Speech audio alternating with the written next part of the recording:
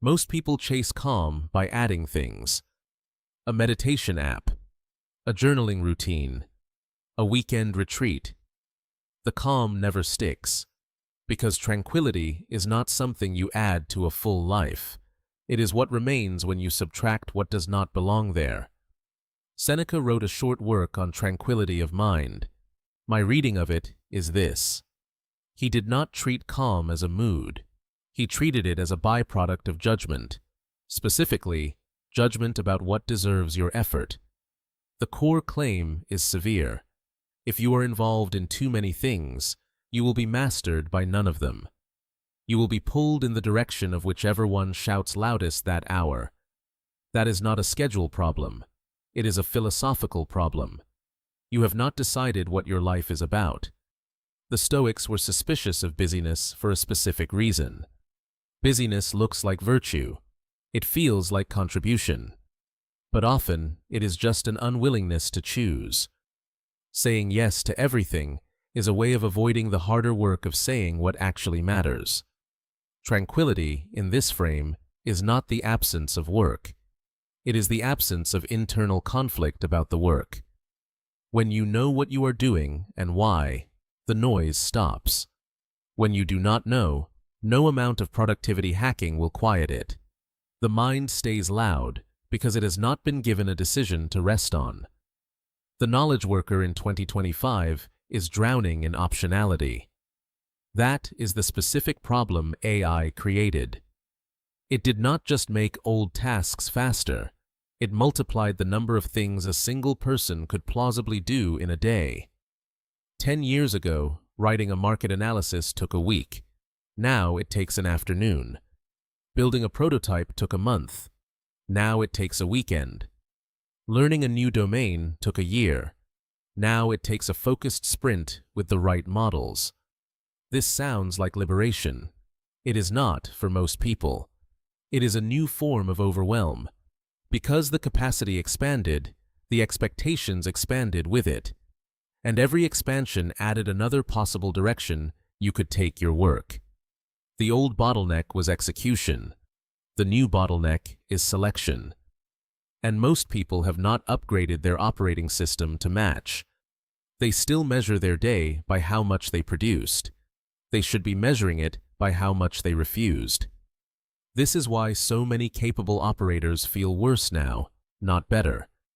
They have more leverage than any generation before them, but they are using that leverage to run in 15 directions at once. Each direction is defensible. Each one has a case. None of them get finished properly. The cost is not just output. The cost is the specific texture of a life spent in low-grade panic. You wake up already behind. You end the day with a list that grew instead of shrank. You cannot remember the last time you finished something and felt done. Not because you are lazy, because you never let anything be the only thing. Seneca's insight lands harder in this environment than in his own. When the tools were slow, overcommitment self-corrected. You physically could not do 15 things, so life pruned itself. Now the tools do not prune. They enable. The pruning has to come from you, deliberately, or it does not come at all. Ruthless prioritization is not a productivity move. It is a mental health move.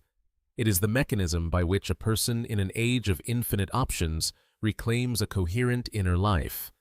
Without it, you are not really choosing your work. Your work is choosing you, one notification at a time. The people who seem calm right now are not calmer by temperament. They have made harder cuts. They have decided, in writing, what they are not going to do this quarter, and they have accepted the cost of those cuts without renegotiating them every morning. Last week, I closed 17 browser tabs and told my manager I couldn't attend the cross-functional sync. Just said no, I had 3 things to finish. The quiet that followed, both in my inbox and my head, made me realize I'd been mistaking busyness for productivity. I finished the budget model by noon. Tomorrow morning, before opening any application, take a single sheet of paper. Write the date at the top. Then write 3 lines. Line 1. The one project I am moving forward this week. Line 2.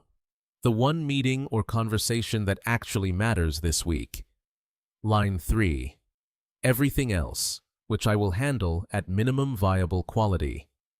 That sheet sits next to your keyboard all day. Physical paper, not a note app. The friction of writing it by hand is part of the discipline. The rule is this. Any new request that arrives gets measured against line 1. If it does not serve line 1, it goes into line 3 treatment. Fast, competent, unremarkable. You do not upgrade line 3 items to line 1 items because someone escalated or because you felt guilty. Do this every morning for 2 weeks. Same paper format, same 3 lines, same rule. You are not building a task system. You are training a specific muscle. The muscle of deciding what deserves your best energy before the day decides for you. This is the disciplined operator, where old philosophy meets the working conditions no philosopher saw coming.